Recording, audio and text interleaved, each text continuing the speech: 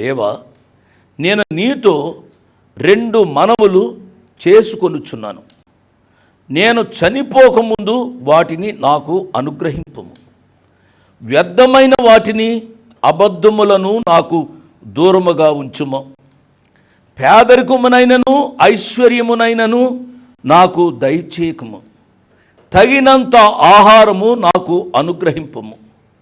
ఎక్కువైన ఎడల నేను కడుపు నిండిన వాడనై నిన్ను విసర్జించి యెహోవా ఎవడని అందునేమో, లేక నేను బేదనై దొంగిలి నా దేవుని నామమును దూషింతునేమో.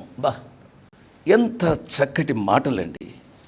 ఈ మాటలు మన యొక్క జీవితాలకు అన్వయం చేసుకునే వాళ్ళని నేను మనవి చేస్తున్నాను. ఈ వచనంలో చాలా సత్యాలు ఉన్నాయి.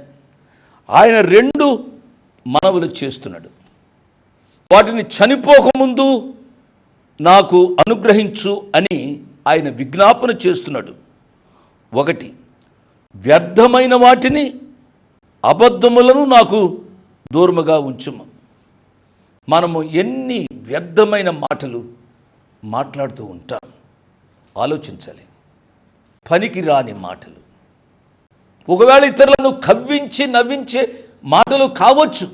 ఈ రాత్రి గమనించవలసింది ఏమిటి అనగా అవి వ్యర్థమైన మాటలు. 2వది అబద్ధాలు. ఒకరి ముందు తమ గొప్ప చెప్పుకోవడానికి, స్వప్రయోజనం కొరకు అబద్ధాలు ఆడవచ్చు.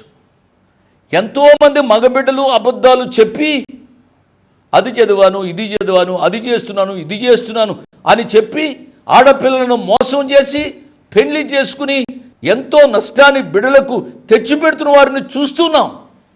నా ప్రియ మగబిడ్డలారా, నా ప్రియులరా, ఈ మాటలు హృదయపూర్వకంగా ఈ రాత్రి ఆలోచించాలి. వ్యర్థమైన వాటిని, అబద్ధములను నాకు దూరము చేయము. అవును, మన యొక్క జీవితాలలో దేవుని కొరకు జీవించడానికి తీర్మానం చేసుకున్నాం. దేశముగా ఉన్నవారు, కుటుంబంగా ఉన్నవారు, సంఘంగా ఉన్నవారు, భార్యాభర్తలుగా ఉన్నవారు సువార్త ప్రకటించడంలో వైఫల్యం చెందిన ఆ వైఫల్యము నీ జీవితంలో రాకుండా నీ ఒక్కడి ద్వారా మళ్ళీ తిరిగి కుటుంబం, మళ్ళీ తిరిగి వైవాహిక జీవితం, మళ్ళీ తిరిగి సంఘం కట్టే విధంగా దేవుడు చేయాలని ఆశ కలిగి. See, as a family we might fail, as an husband and wife we might fail, as a church we might fail. నీ నా జీవితంలో ఒక భార్యాభర్తలుగా, ఒక కుటుంబంగా, ఒక సంఘంగా మనం వైఫల్యం చెందామేమో. కానీ ఈ వైఫల్యము దేవుడి యొక్క చిత్తం మన జీవితాల్లో నెరవేరకుండా ఆగవు అనేది మనం గ్రహించాలి. ఇశ్రాయేలు దేశము వైఫల్యం చెందింది, కానీ దేవుడి చిత్తం మాత్రం ఆగలేదు. క్రీస్తు ద్వారా దేవుడి చిత్తము నెరవేరబడింది. ఈరోజు నీ ద్వారా తమ్ముడు, చెల్లె, మా అక్కయ్య, అన్నయ్య, అంకుల్ లాంటి నేను చెప్పే మాట మీరు చాలా జాగ్రత్త. నీ ద్వారా కుటుంబము ఆశీర్వదింపబడే విధంగా దేవుడు చేయాలని ఆశ కలిగి ఉన్నారు. మీరు ఈ వీడియోని చూడండి. ఈ వీడియోని మీరు గమనిస్తే ఒక ఎద్దు తన బిడ్డను కాపాడాలి. ఎన్ని సింహాలు ఉన్నాయి మీరు గమనించండి. ఎన్ని సింహాలు ఉన్నాయి? సుమారుగా ఒక 5-6 సింహాలు తన బిడ్డను అటాక్ చేస్తున్నాయి. 5-6 సింహాలు అటాక్ చేస్తుంటే ఒక్క ఎద్దు, మీరు ఆలోచించాలి, ఒక్క ఎద్దు ఆ సింహాలన్నీ తరిమే విధంగా అంత ధైర్యం తన జీవితంలో కలిగి ఉంది. ఈరోజు నేను చెప్పే మాట మీరు ఆలోచించండి. నీ ద్వారా తమ్ముడు, చెల్లెమా, నీ ద్వారా నీ కుటుంబం ఆశీర్వదింపబడే అవకాశం ఉంది. నీ ద్వారా నీ కుటుంబం సంతోషంగా, సమాధానంగా జీవించే అవకాశం ఉంది. నీ ద్వారా నీ కుటుంబం బాధపడకూడదు. నీ ద్వారా నీ కుటుంబం అప్పులు పాలు కాకూడదు.